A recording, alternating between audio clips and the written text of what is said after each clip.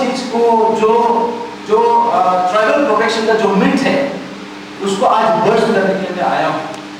जो बबल में हम जी रहा था, I wanted to burst that bubble and people realize कि हमारा जो एक्चुअल जो रियलिटी क्या है। तो on 27th of August 2024, that means 3 दिन पहले मैं गया था ये union cabinet minister for minority affairs, हमारा पार्लियामेंटेरियन भी है किरण रिजिजू सर, उसका ऑफिस में गया था इन न्यू दिल्ली। तो उसमें एक रिप्रेजेंटेशन लेके गया। ये रिप्रेजेंटेशन इसलिए लिखना पड़ा बिकॉज यहाँ पे जितना भी पॉइंट्स आज मैं आप लोगों के सामने में रखने जा रहा हूँ, शायद पहले थोड़ा बहुत डिस्कशन हुआ है, but nobody has actually talked about the real issues। यहाँ का एक्चुअल कंसर्न क्या है, शायद किसी ने भी ये बात को सोचा भी नहीं होगा या फिर समझ के भी उन लोगों ने बात भी नहीं किया।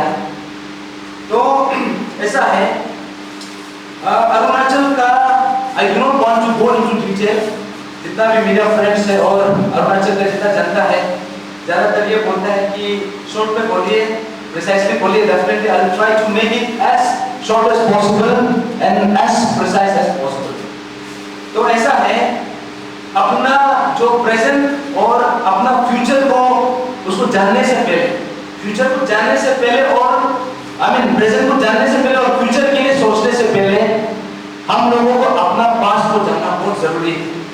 दैट मीन्स हमारा जो अरुणाचल का जो हिस्ट्री है उसका एक सिनॉप्सिस, एक स्मॉल छोटा सा ग्लिम्स हम आप सबके सामने में रखना चाहूंगा।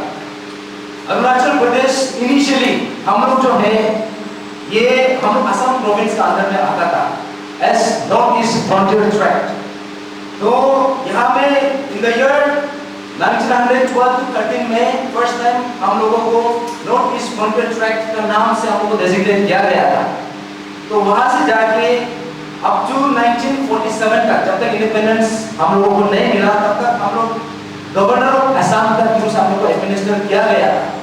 तो उसके बाद 1947 से लेके 1952 तक हम लोगों को ये उसको गवर्नमेंट ऑफ असम के अंदर में हम लोगों को हमारा एडमिनिस्ट्रेशन को उसका अंदर में रखा गया। तो उसके बाद इन द ईयर 1954 जब north East frontier administration regulation जब लेके आया, तो फर्स्ट टाइम हमारा जो स्टेट है इसको नॉर्थ ईस्ट फ्रंटियर ट्रैक्ट से नॉर्थ ईस्ट फ्रंटियर एजेंसी का नाम चेंज किया गया था। तो उसके बाद आप सबको पता है हम लोगों को 19 से लेके क्या बोलते हैं up to 1965 we were under the Ministry of External Affairs। फिर 1965 से लेके 1972 तक हम लोगों को Ministry of Home Affairs अंदर में लेके आया। उसके बाद 1972 को फर्स्ट टाइम अरुणाचल प्रदेश हम लोगों को यूनियन टेरिटरी का स्टेटस मिला and it was change from जो नाम है इसको नेफा से नॉर्थ ईस्ट फ्रंटियर एजेंसी से हम लोगों को Arunachal Pradesh as union territory हम लोगों को डेजिग्नेट किया गया। उसके बाद इन द ईयर 1987 20 फरवरी 1987 को फाइनली हम लोगों को इसके रूप मिला। तो इसलिए ये क्रोनोलॉजी में इसलिए बता रहा हूँ बिकॉज हम लोगों का जो हिस्ट्री है, जियोपॉलिटिकल हिस्ट्री और जितना भी सोशल कल्चरल हिस्ट्री है, it dates back to the British era। यह अभी का सिर्फ बात नहीं है, ये ब्रिटिश एरा के समय का बात है। तो इसलिए यहाँ पे ऐसा है, हम लोगों का जो स्टेट का जो स्टेटस है अभी का एक प्रेजेंट टाइम आज ऐसा है कि अरुणाचल प्रदेश, अगर आप इसको ओवरव्यू एज एन ऑब्जेक्टिव अगर ओवरव्यू का नजर से देखेगा, पर्सपेक्टिव से देखेगा, तो अरुणाचल जो है सबसे सेंसिटिव स्टेट है इन एंटायर कंट्री। इसलिए है बिकॉज हम लोगों का जो इंडिया है द कंट्री, हम लोगों का नेबरिंग कंट्रीज बहुत सारा है, जैसे पाकिस्तान, चाइना, नेपाल, बांग्लादेश, ऐसे करके Myanmar. We have different states, different countries जो हम लोगों का इंटरनेशनल बाउंड्री हम शेयर करता है। लेकिन Arunachal Pradesh is the only Indian state जो 3 इंटरनेशनल बाउंड्री शेयर करता है, 3 डिफरेंट इंटरनेशनल बाउंड्रीज। तो यहाँ पे ऐसा है, in the north in the east and southeast, it is Myanmar, and in the west it is Bhutan. तो आप समझ सकता है how significant this particular state is.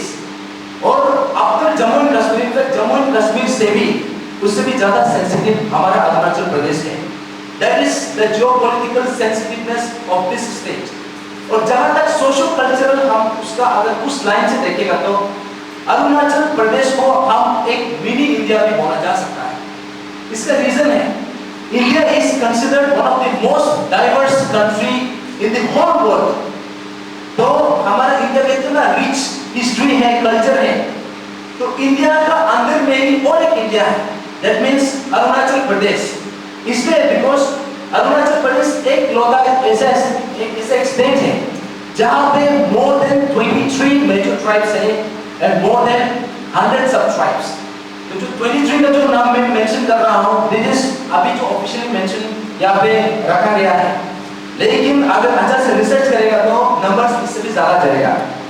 तो यहाँ इसका ब्यूटी ये है कि इसमें जितना भी यहाँ पे जो सोशो कल्चरल डाइवर्सिटीज है, इसमें सबका अपना अपना डिस्टिंक्ट आइडेंटिटी है, डिस्टिंक्ट कल्चर है, डिस्टिंक्ट लैंग्वेज है, डिस्टिंक्ट फूड हैबिट्स है, डिस्टिंक्ट ट्रेडिशन है.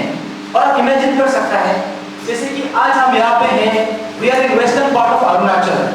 अगर आप ईस्टर्न पार्ट ऑफ अरुणाचल का किसी कम्युनिटी से आप बातचीत करेगा, उससे कम्युनिकेट करेगा, आप सोच के देखिए, आप सपोज निशी ट्राइब का है, निशी कम्युनिटी का है, और आप वहाँ पे कोई तंगसा कम्युनिटी से आप बातचीत करना चाहेगा अपना लोकल डायलेक्ट में, आपको क्या लगता है, आप समझ पाएगा? तंगसा वाला को लगेगा आप गाना गा रहे हैं, और निशी वाला को भी लगेगा वो गाना गा रहा है. बिकॉज क्योंकि हम लोगों का जो अपना जो आइडेंटिटी है, हमारा जो लैंग्वेज है, इतना डिस्टिंक्ट है. उसके बाद हमारा जो रहन सहन है, इट इज सो डाइवर्स. तो ऐसा में हम लोगों का जो डाइवर्सिटी है, this is what makes this particular state different.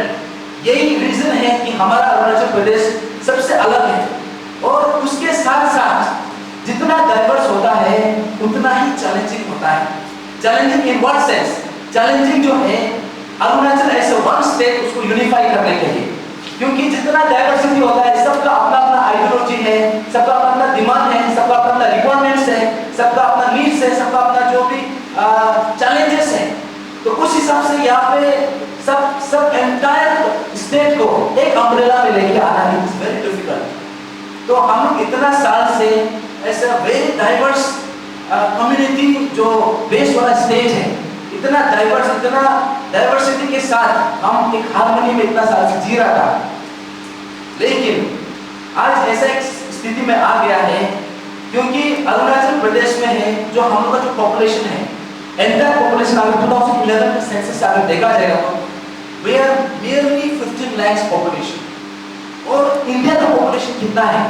More than 1.5 billion. तो आप उसको रेशियो लगा के देखिए, तो रेशियो लगाने से हम लोग जो है इंडिया का पॉपुलेशन का एंटायर इंडिया का पॉपुलेशन है उसका कंपेयर में 0.001% पे आता है. तो आप यहाँ से समझ सकता है कि हम लोग कितना यहाँ पे माइनॉरिटी है. तो ऐसा में हमारा जो इंडियन कॉन्स्टिट्यूशन है, जब इसको बनाया जा रहा था, जब इसको ड्राफ्टिंग किया जा रहा था, उस समय में हमारा the father of Indian constitution B R. Ambedkar ने हमारा जितना भी पिछड़ा जाति का है, जो ये जो कास्ट करके जो माइनॉरिटी सेक्शन में जो आता है, उसके लिए स्पेशल रिजर्वेशन रखा गया था. तो स्पेशल प्रोटेक्शन दिया गया था. इन लाइन विद दैट आज हमारा जो स्टेट है पूरा एंटायर इंडिया में सबसे डिस्टिंक्ट है एंड सबसे माइनॉरिटी सेक्शन में गिना जाता है. तो हमारे लिए कितना प्रोटेक्शन है, हमारे लिए कितना सेफगार्ड्स है, today I have come to talk about the same. आज हम इसी चीज को एनालाइज करने के लिए आया है, इसको डाइसेक्शन करने के लिए आया है कि हमारा स्टेट को, हमारा जो कॉन्स्टिट्यूशन है, हमको कितना सेफगार्ड करके रखा है. तो सबसे पहले आप देखिए यहाँ पे जो हमारे स्टेट का जो इकोनॉमिक सिचुएशन है, आप इसको भी देख लीजिए, एक बार गौर से देख लीजिए. आज ऐसा एक कोई फैमिली नहीं होगा, ऐसा एक कोई घर नहीं होगा जहाँ पे एटलीस्ट मिनिमम 2 अनएम्प्लॉयड यूथ ना हो. आज हर घर में अनएम्प्लॉयड यूथ है. इसलिए इसलिए क्योंकि हमारा स्टेट का इतना कम पॉपुलेटेड वाला स्टेट में स्टेट होके भी हमारा यहाँ पे जो अनएम्प्लॉयमेंट रेट है ये नेशनल एवरेज से भी ज्यादा है। I think this is the most alarming fact. और उसके अलावा हमारा जो इकोनॉमिक सिनेरियो है, हम कंप्लीटली सेंट्रल गवर्नमेंट का ग्रांट्स पे डिपेंडेंट है। ना हमारा पास फैक्ट्रीज है, ना हमारा पास इंडस्ट्रीज है, ना हमारा पास मल्टीनेशनल कंपनीज है, ना हमारा टूरिज्म में कुछ इंफ्रास्ट्रक्चर डेवलप किया है, ना हमारा एग्रीकल्चर हॉर्टिकल्चर सेक्टर में या फिर कुछ एवेन्यूज क्रिएट किया है, ना फिर यहाँ पे कोई अपॉर्चुनिटीज है। तो बचा क्या? बचा यहाँ पे सिर्फ गवर्नमेंट जॉब में हम थोड़ा बहुत डिपेंडेंट है। और ये एक अलार्मिंग फैक्ट मैं फिर से बता दूं कि हमारा अरुणाचल में आज का समय में every year more than 12,000 students are getting graduated हर साल। आप इमेजिन करो कितना साल से ग्रेजुएट होके बैठा है, उसका बाद अभी वो नया फ्रेश ग्रेजुएट आ रहा है। तो ऐसा में हम लोग जो है यहाँ का जो रिक्वायरमेंट है, जो डिमांड है, क्योंकि हमारा अरुणाचल में जो डेमोग्राफिक डिविडेंड है इसमें 65% of the population demographic dividend के अंदर में आता है। That means working age population. That means हमारे स्टेट जो है एक यंग पॉपुलेशन वाला एक यंग स्टेट है। और यहाँ पे इतना ज्यादा जॉब का डिमांड है, इतना ज्यादा एम्प्लॉयमेंट का डिमांड है, लेकिन आज का सिचुएशन में आप देख सकता है अनएम्प्लॉयमेंट रेट जो है नेशनल एवरेज से भी ज्यादा है। और उसके बाद हमारा यहाँ पर जो अपॉर्चुनिटीज नहीं होने का कारण, जहाँ में हम गवर्नमेंट जॉब में डिपेंडेंट है, और गवर्नमेंट जॉब में भी ऐसा है कि बहुत ज्यादा वैकेंसीज है लेकिन पोस्ट क्रिएट नहीं कर रहा है। जहाँ पे 1000 पोस्ट क्रिएट करना चाहिए था वहाँ पे सिर्फ 100 पोस्ट, वहाँ पे सिर्फ मुश्किल से 10 पोस्ट क्रिएट कर रहा है, और वो 10 पोस्ट में से भी 8 पोस्ट को बेचा जा रहा है। तो ऐसा हालत है आज। दैट मींस 50,000 60,000 स्टूडेंट्स जो है सिर्फ 2 पोस्ट के लिए लग रहा है। तो हम लोगों का जो एंटायर अरुणाचल का जो पर्सपेक्टिव है, we have to look at it from every direction, from every angle, from every perspective. That means geopolitically हम लोग सबसे सेंसिटिव है, सोशो कल्चरल हम लोग सबसे वल्नरेबल है, and economically we're the most fragile state। आज ऐसा स्थिति है। तो उसी बात को लेके हमने किरण रिजिजू साहब को एक कॉम्प्रिहेंसिव रिप्रेजेंटेशन ड्राफ्ट करके अरुणाचल फ्रंटियर ट्राइबल फ्रंट का तरफ से हमने लिखा है। इसमें बहुत इंपॉर्टेंट पॉइंट्स को हमने हाईलाइट किया है, क्योंकि ये जो है this is not the luxury, this is the crime needs of a state. तो इसमें सबसे पहला पॉइंट हमने मांग रखा है कि जो आर्टिकल 371H, जिसको हम लोग बचपन से सुनते आया है कि हम लोग का ट्राइबल स्टेट, हम लोग को आर्टिकल 371H का अंदर प्रोटेक्शन दिया जाता है, ऐसा बोलता है। लेकिन एग्जैक्टली आर्टिकल 371H क्या है? कभी किसी ने सवाल किया है? कभी आप लोग जैसे कि अपना जितना भी मीडिया फ्रेंड्स है, I think you are the most vigilant section of the society, and apart from you हमारा जितना भी लीगल ह्यूमैनिटीज है, लीगल फ्रेटर्निटी का जितना भी लोग है, आप लोग भी सबने पढ़ा होगा आर्टिकल 371H एग्जैक्टली क्या है, उसका अंदर में क्या है। तो देखा जाने से ऐसा है, आर्टिकल 371H जो है इंडियन कॉन्स्टिट्यूशन का पार्ट 11 का, उसका अंदर में ऐसा एक प्रोविजन है जहाँ पे डिफरेंट स्टेट, ऑलमोस्ट 12 स्टेट को स्पेशल स्टेटस दिया गया है। तो उसमें से यहाँ पे अराउंड 12 स्टेट्स को दिया है, उसमें से अरुणाचल प्रदेश जो उसमें से एक आता है। तो आर्टिकल 371H में क्या है? आर्टिकल 371H का प्रोविजन, 2 प्रोविजन है, सिर्फ 2 ही प्रोविजन है। पहला प्रोविजन ये है कि हमारा यहाँ का जो लॉ एंड ऑर्डर प्रॉब्लम है, इसको कंट्रोल करने के लिए सबसे यहाँ स्पेशल जो पावर दिया गया है तो the governor, that means governor को यहाँ पे एक स्पेशल पावर दिया जाता है कि अरुणाचल प्रदेश का लॉ एंड ऑर्डर प्रॉब्लम होगा तो उसको ये कंट्रोल करने के लिए। तो मेरा सवाल ये है कि चलो ठीक है, उसको एम्पावर किया है, लेकिन इसमें ट्राइबल ऑटोनॉमी किधर है? इसमें ट्राइबल प्रोटेक्शन किधर है? आप गवर्नर को एम्पावर कर रहे हो तो उसका मतलब ये नहीं कि आप ट्राइबल को एम्पावर कर रहे हैं। एक्चुअली आप गवर्नर को एम्पावर करके सेंट्रल गवर्नमेंट खुद को एम्पावर कर रहा है। That means they have given the power to themselves to control the tribal population of this state.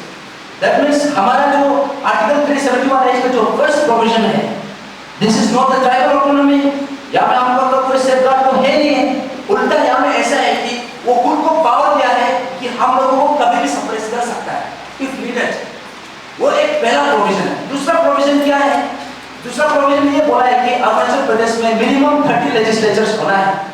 तो ठीक है, अरुणाचल प्रदेश का जो स्टेट लेजिस्लेटिव असेंबली है, तो वो प्रोविजन में कोई प्रॉब्लम नहीं है। लेकिन वो प्रोविजन के साथ साथ where are the other safeguards, वो सेफगार्ड तो है नहीं।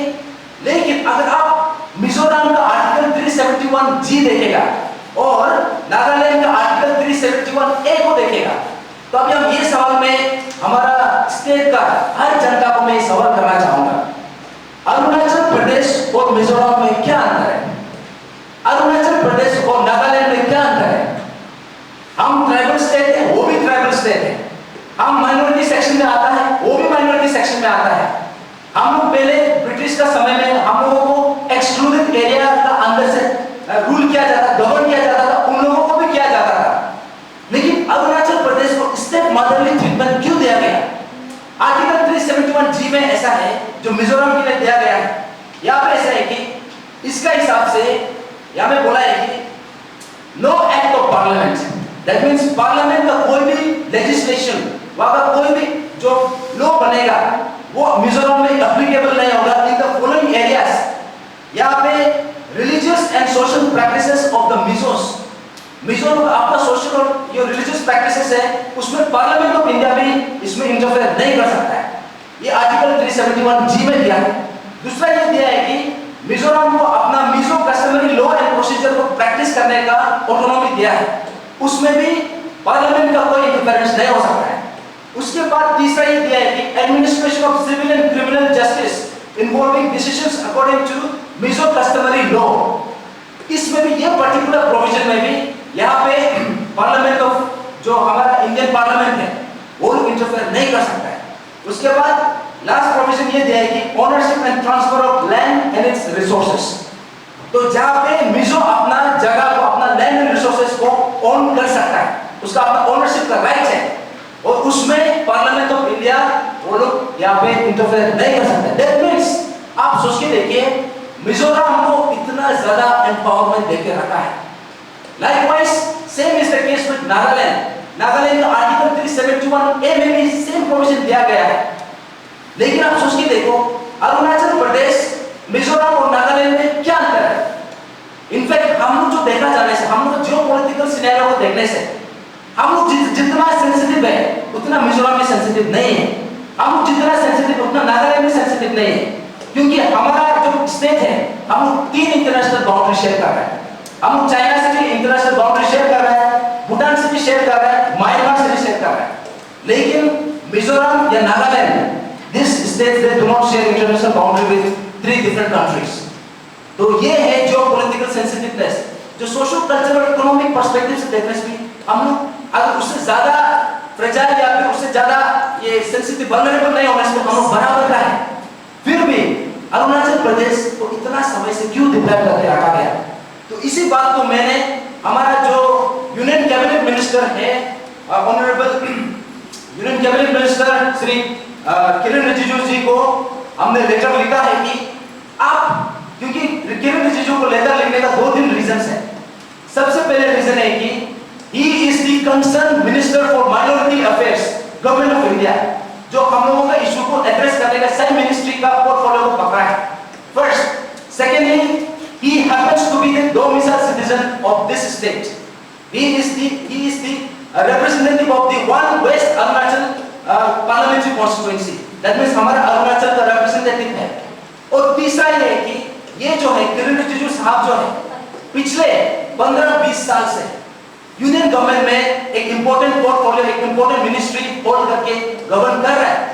लेकिन इतना साल से उन्होंने कुछ किया नहीं है, ना कभी बात किया है। हमने कभी भी, शायद मैं मिस भी किया होगा, यू ऑल कैन करेक्ट मी, हमने कभी उसको पार्लियामेंट में एक वर्ड बोलते हुए सुना नहीं है। आर्टिकल 371 को अमेंड करने का या फिर इसमें चेंजेस लेके आने का कभी सुना नहीं है, ना हमारा दूसरा कोई पार्लियामेंटेरियन से सुना है।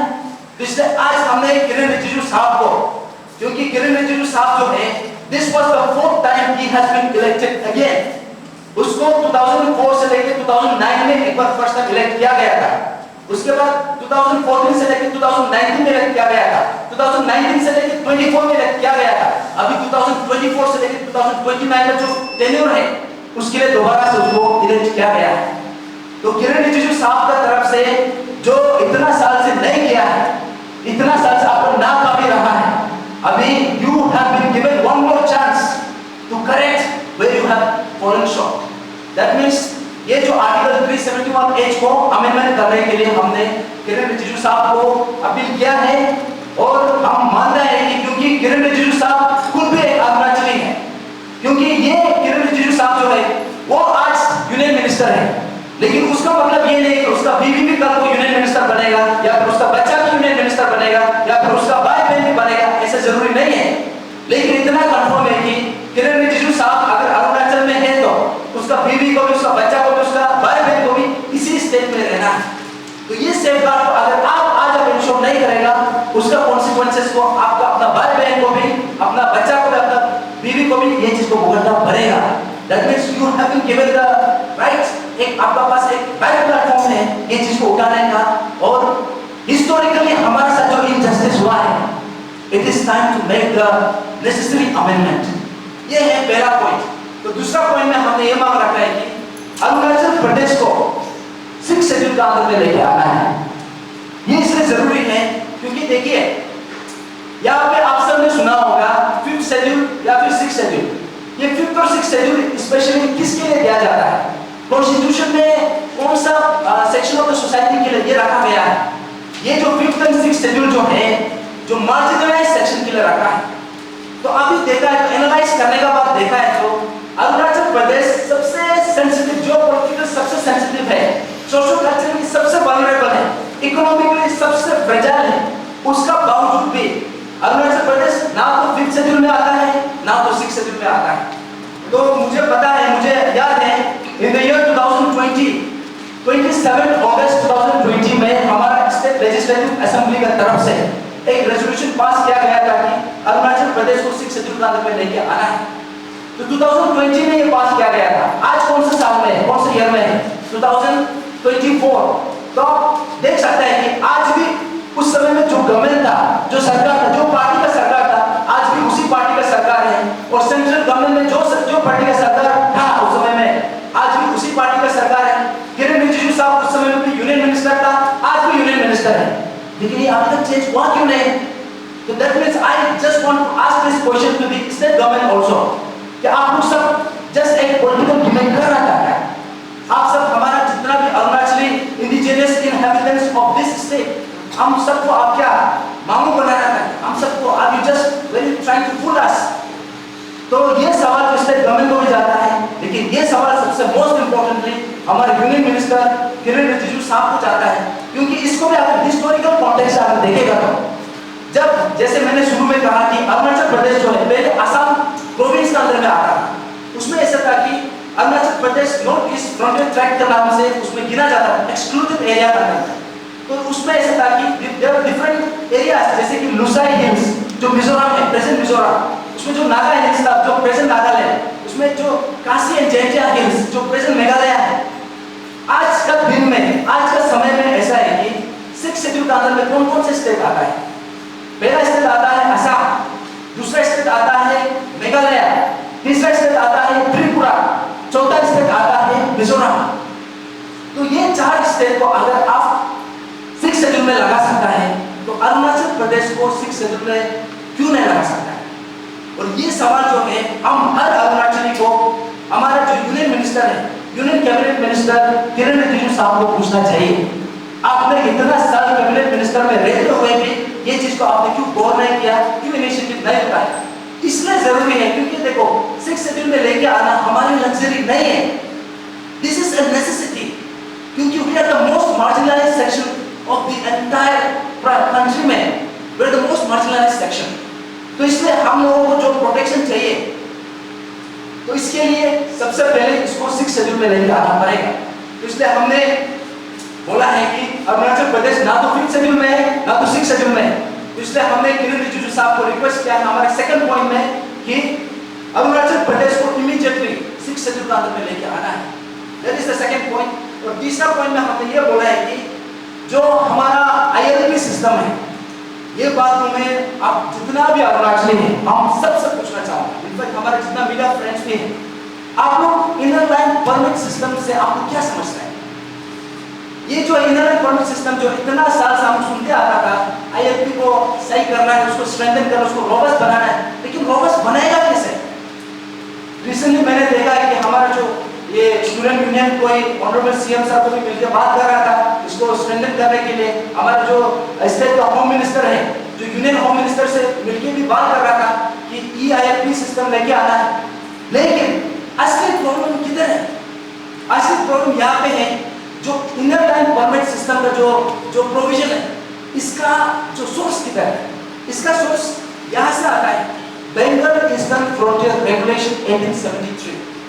तो बंगाल ईस्टर्न फ्रंटियर रेगुलेशन आप सबने सुना है, लेकिन बंगाल ईस्टर्न रेगुलेशन 1873 एग्जैक्टली क्या है? ये जो बंगाल ईस्टर्न फ्रंटियर रेगुलेशन जो है ना, ये 1873 में जब कॉलोनियल रूल, जब ब्रिटिश हम लोगों का कंट्री में राज कर रहा था, उस समय में ऐसा एक रेगुलेशन पास किया गया था ताकि यहाँ पे जितना भी नॉर्थ ईस्टर्न स्टेट में जितना भी ट्राइबल एरियाज है, इसमें एक इनर लाइन जो इमेजिनरी लाइन ग्रो कर रहा है, ताकि इसमें कोई जाने के लिए भी या फिर वहाँ स्टे करने उसको रेगुलेट करने के लिए। तो लेकिन आज जब से हम लोगों को इंडिपेंडेंस मिला है, 1873 से 1947 तक का ईयर्स कितना साल निकल गया है, उसके बाद 1947 से आज 2024 है, ऑलमोस्ट 78 इयर्स ऑफ इंडिपेंडेंस। और हम लोगों को स्टेट मिला था इन द ईयर 1987, तो दैट मींस हम लोगों को ऑलमोस्ट 38 इयर्स हो गया, 38 इयर्स हो गया गेटिंग स्टेट। तो अभी आप ये सवाल में पूछना चाहूंगा कि ये जो BFR है, बंगाल ईस्टर्न फ्रंटियर रेगुलेशन, ये जस्ट एक नॉर्मल लेजिस्लेशन है।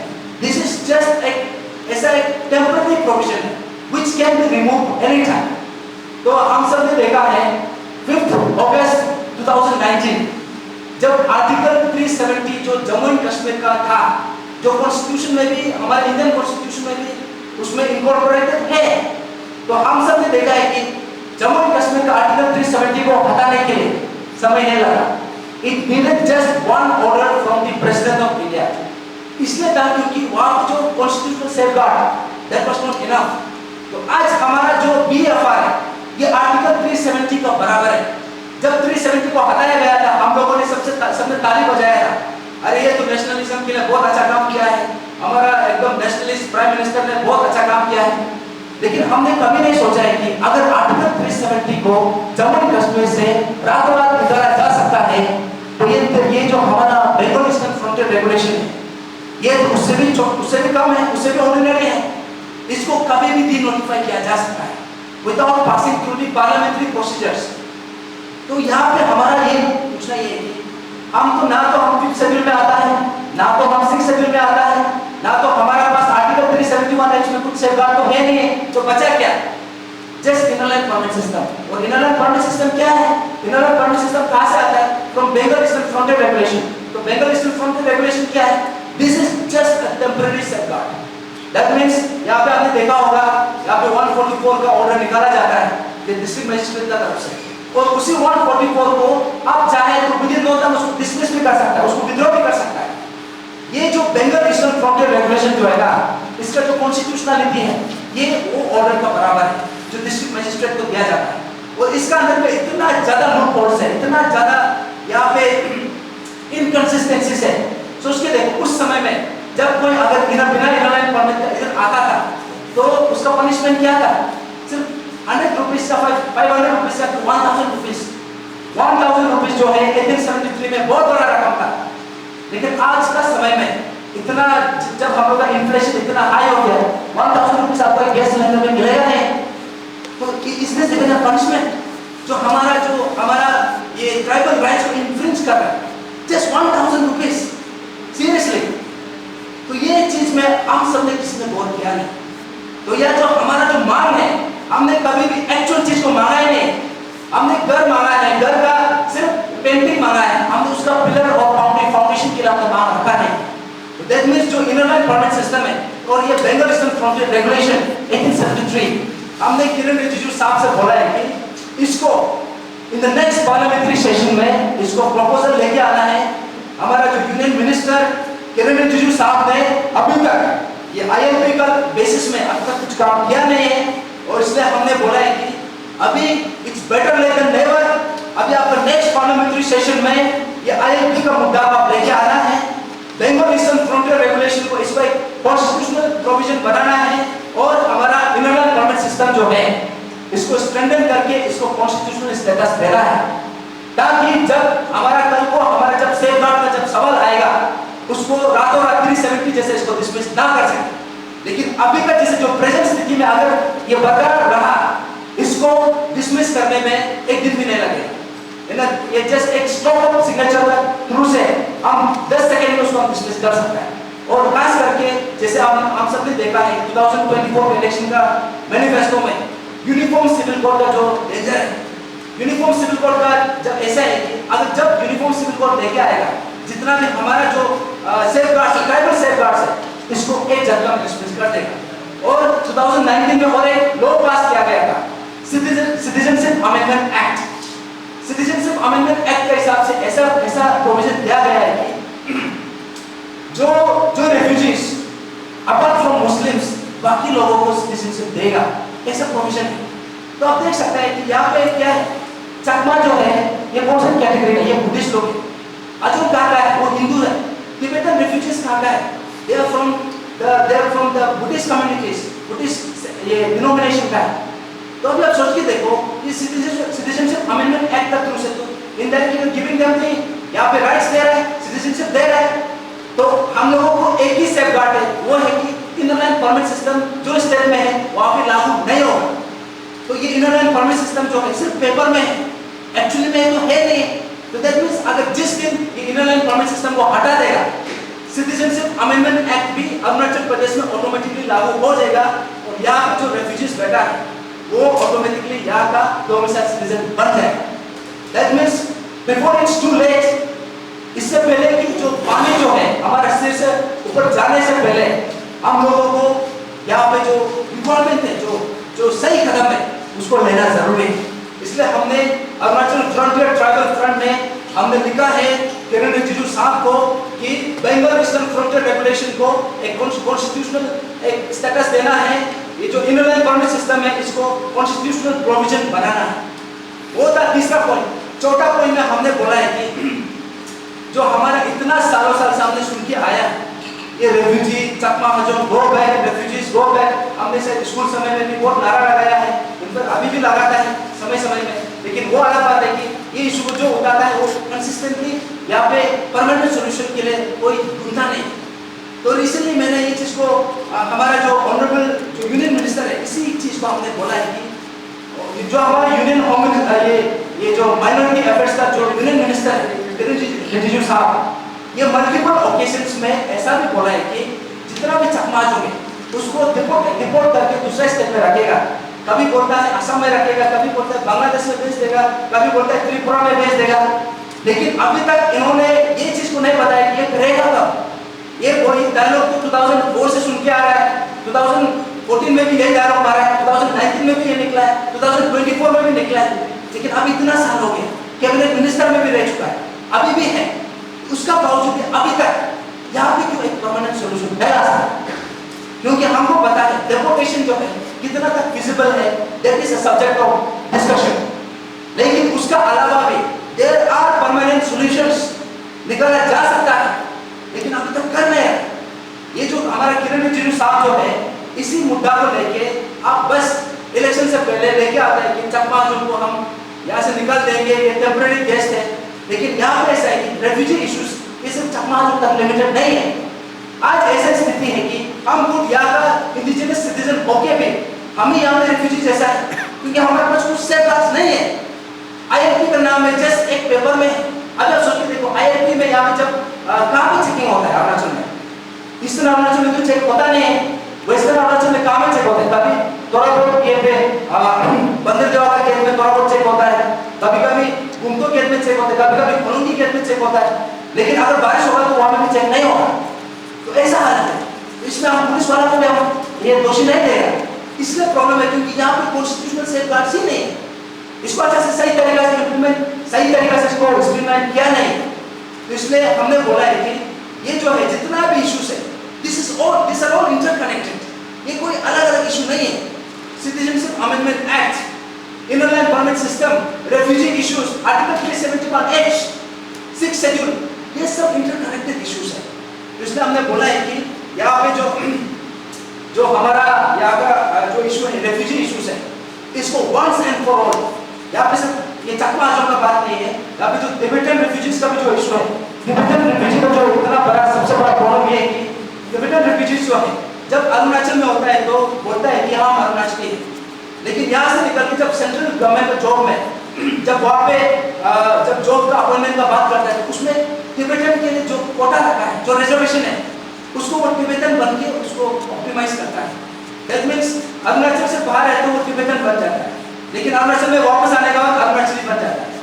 आई थिंक ये चीज को सीरियसली गौर करना जरूरी है, बिकॉज हमारा जो स्टेट है यहाँ पे आज का जो सिचुएशन है, क्योंकि कोई बोल नहीं रहा, कोई सही तरीका से बोल नहीं रहा, ये मुद्दा को कोई उठा नहीं रहा, तो इसलिए हमने ये चीज को लेके आया है कि ये क्योंकि हम चाहे इसको नजरअंदाज करो या फिर हम इसमें अटेंशन दो, at some point of time 20-25 years from now ये जो इशू है this is going to haunt us back, क्योंकि 1960s में जब यहाँ पे रेफ्यूजीज आया था उस समय में अगर सही मेजर्स लिया होता तो आज का ये सिचुएशन होना नहीं था।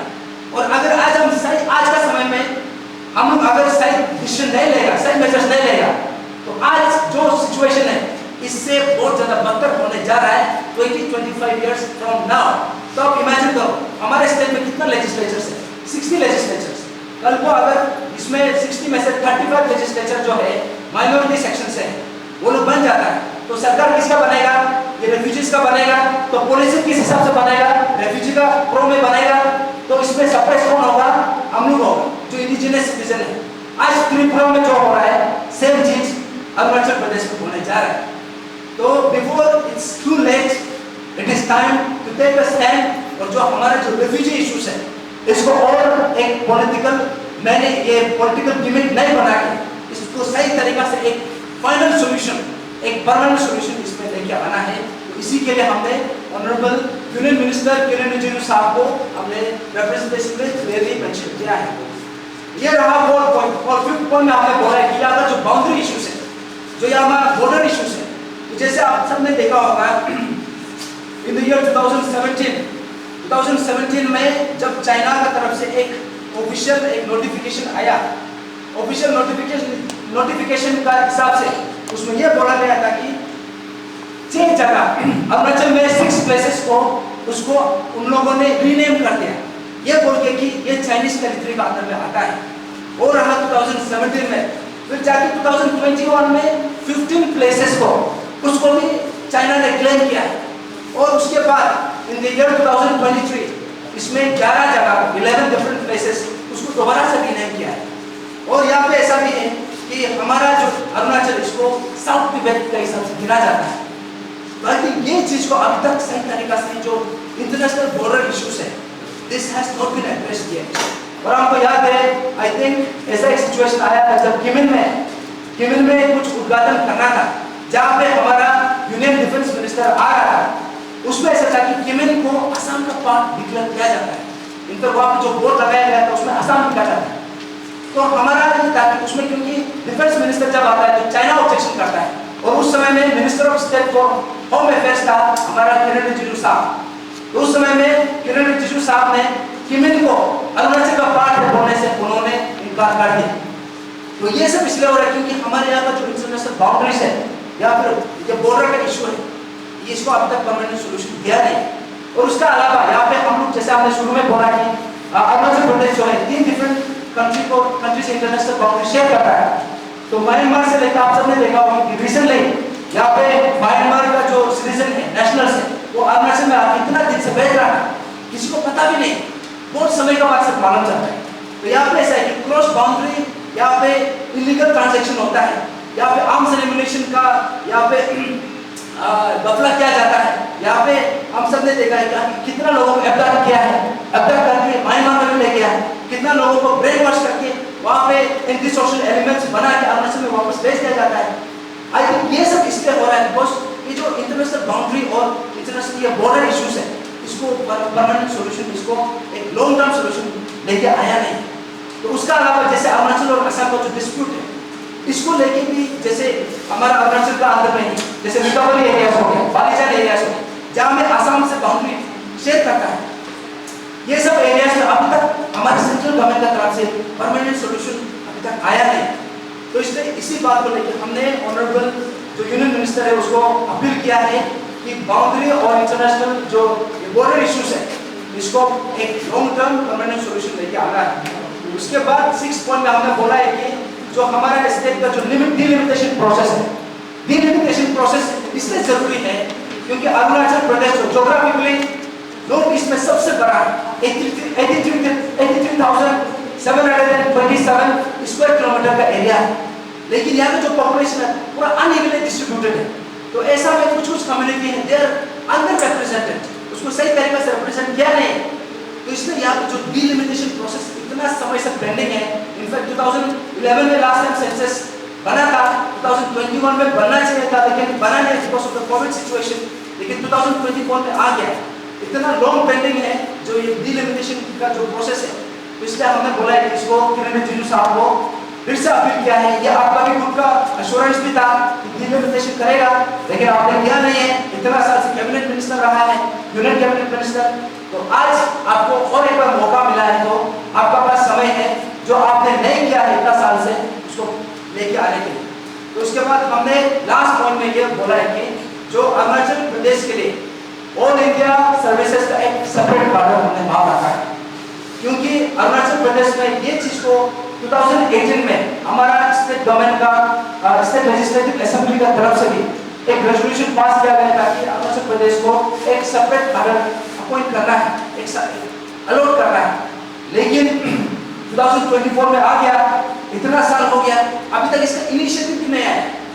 तो इसलिए हमारा जो यूनियन कैबिनेट मिनिस्टर है, honourable cabinet minister for minority affairs, हमने उसको बोला है कि अरुणाचल प्रदेश में इतना बड़ा ज्योग्राफिकली इतना बड़ा है और यहाँ पे जो बाहर से जो पोस्टिंग होके आता है, जो आउटलुक कलर से जो आता है, वो लोगों को सेंट्रल स्कीम या फिर हमारा यहाँ का जो अपना कल्चर, अपना सेंटिमेंट्स, अपना ट्रेडिशन यहाँ पर लोकल उसको समझने में उसको समय लगता है, जिसका कारण से वहाँ पे जो सेंट्रल स्कीम्स है या फिर हमारा पॉलिसी उसको सही तरीके से इम्प्लीमेंट नहीं कर पाता।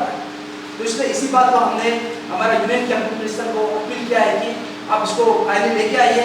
तो इतना पॉइंट्स में 7 पॉइंट्स ऐसा होल कॉम्प्रिहेंसिवली हमने union minister for minority affairs and parliamentary affairs Kiren Rijiju साहब को ऑन 27 अगस्त 2024 में अपील किया है कि to safeguard the cultural identity, the cultural rights, जो हमारा ट्राइबल राइट्स है, इसको प्रोटेक्ट करने के लिए हमने बोला है कि जो नेसेसरी सेफगार्ड्स, जो नेसेसरी मेजर्स है, that has to be ensured immediately, और उसमें वो फर्दर डिले नहीं कर सकता है। आपके पास अभी एक्सक्यूज भी नहीं। यहाँ पे जो सरकार है, सेंट्रल गवर्नमेंट में भी वही सरकार है, यहाँ पे डबल इंजन का ही सरकार चल रहा है। और हमारा जो पार्लियामेंटेरियन है किरण रिजिजू साहब, आप वहाँ में यूनियन कैबिनेट मिनिस्टर है, आपको बस अभी प्राइम मिनिस्टर बनना बाकी रह चुका है। You are equally, you are representing, you are governing the country as union cabinet minister. And since आप यहाँ का डोमिसाइल सिटीजन हैं, I think ये आपका एक ऑब्लिगेशन भी है, आपका एक रेस्पॉन्सिबिलिटी भी है कि यहाँ में जितना भी मैंने मेंशन किया है हमारा टीम ने, कि हमने अरुणाचल फ्रंटियर ट्राइबल फ्रंट की तरफ से हमने मेंशन किया है। I think this is the bare minimum which our cabinet minister can initiate and ensure.